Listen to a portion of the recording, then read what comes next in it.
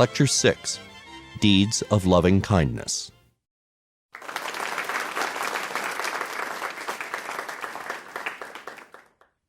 We're now moving on to the third of Shimon the Righteous's tripod of things that the world stands on or is sustained by, and that is Gemilut Chasadim, or deeds of loving kindness. I'll be referring to the Hebrew Gemilut Chasadim throughout the lecture. Of course, we see this within the Torah itself as commandments, as well as the deeds of loving kindness, say, that Abraham does. In Genesis 18, the chapter right after he's been circumcised, we find Abraham sitting out in front of his tent in the heat of the day, scanning the horizon, looking for wayfarers in order to bring them in and show them hospitality. So this idea of Gemilut Chasadim, as it originates in the Bible, can be learned both from the deeds of the patriarchs as well as from the mitzvot, or from the commandments. So now let's take a look at some of the commandments. One of the most famous chapters in the Torah is Leviticus 19, and some of the most beautiful ethical maxims are found within that chapter.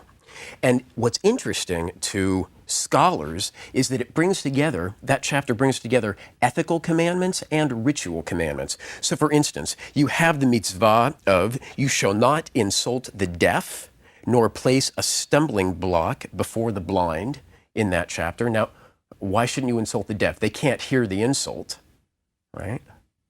And what kind of creep would put a stumbling block before a blind person?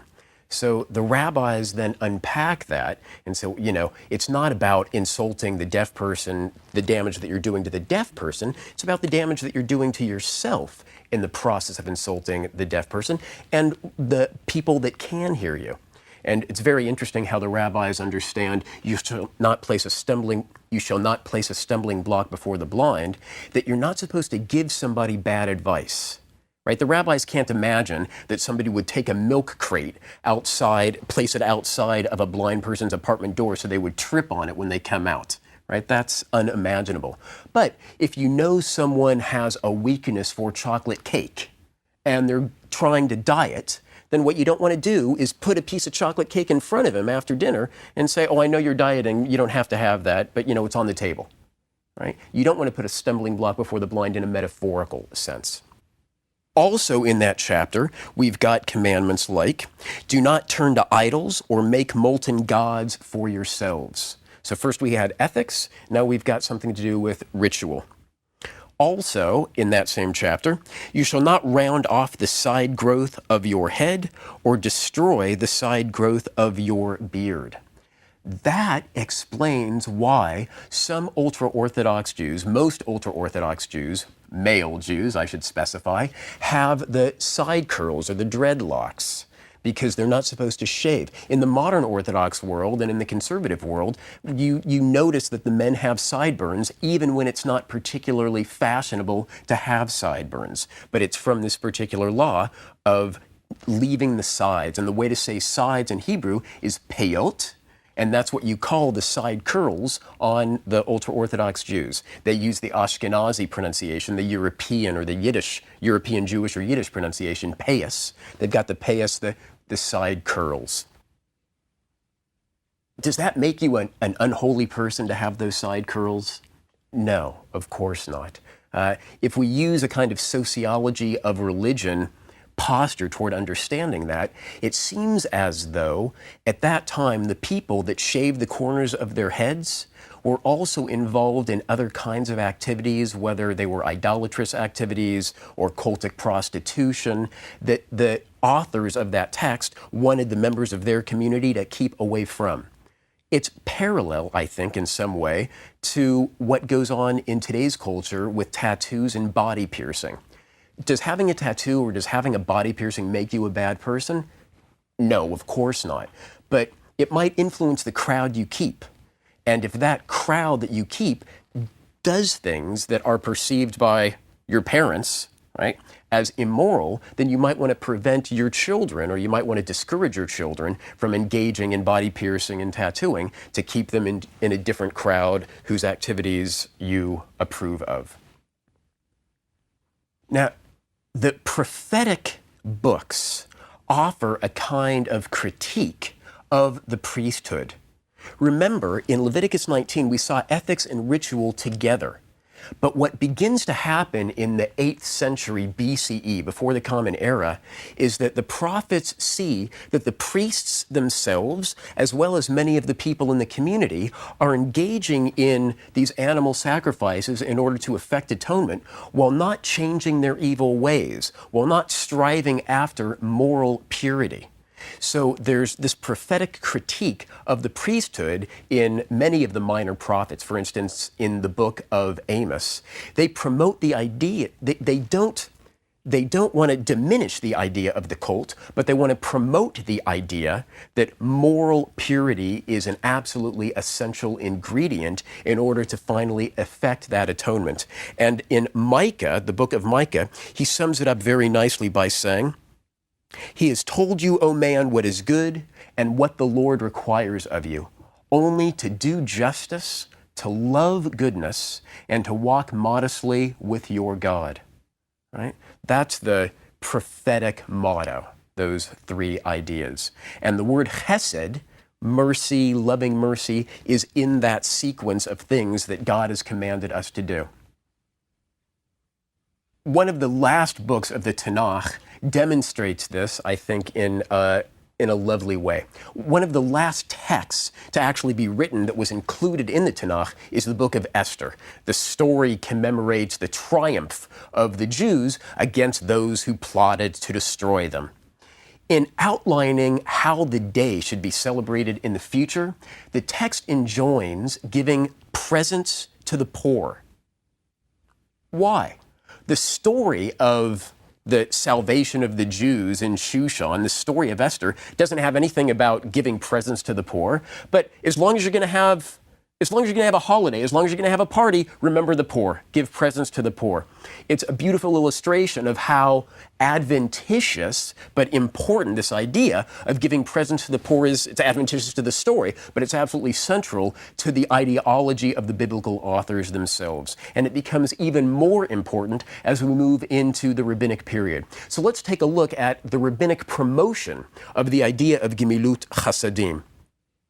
Now, as I said before, in the realm of Agadah, that area of Jewish literature that doesn't specifically deal with the law, with halakha, the rabbis felt very free to exaggerate and be hyperbolic and be very colorful and dramatic. So amongst the things that they say about Gemilut Chasadim is that atonement comes through Gemilut Chasadim, right? Not through animal sacrifice anymore because the temple has been destroyed. So one way now to effect atonement is through deeds of loving kindness, Gemilut Chasadim. Even the Messiah comes through Gemilut Chasadim. Right? The Torah, one of the statements by Rabbi Simlai is that the Torah is all about Gemilut Chasadim from the beginning to the end. And what's his proof text for this? It's very nice. Rabbi Simlai taught, the Torah begins with Gemilut Chasadim and ends with Gemilut Chasadim, as it is written, the Lord God made for Adam and his wife garments of skin and clothed them. In the Garden of Eden, when Adam and Eve realize that they're naked after they've eaten from the tree, what does God do? God clothes the naked. So as God clothes the naked, so too should we clothe the naked in imitation of God.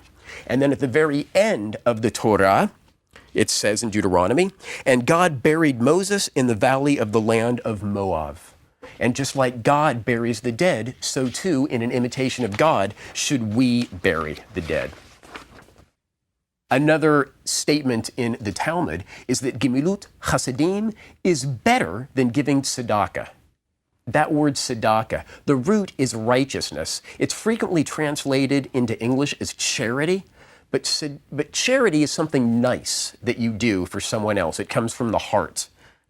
It's not an academic link, but somebody suggested that charity and cardiology, right, are related.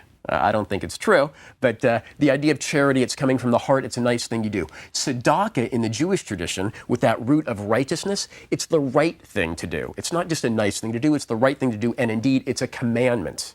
According to Jewish law, you need to give at a minimum 10% of gross income, not net, but gross income. right? So perhaps this was in the day before 30% tax brackets, but nevertheless, the law is you're supposed to give at least 10%. So why is Gemilut Chasadim better than tzedakah? We've got 3 reasons.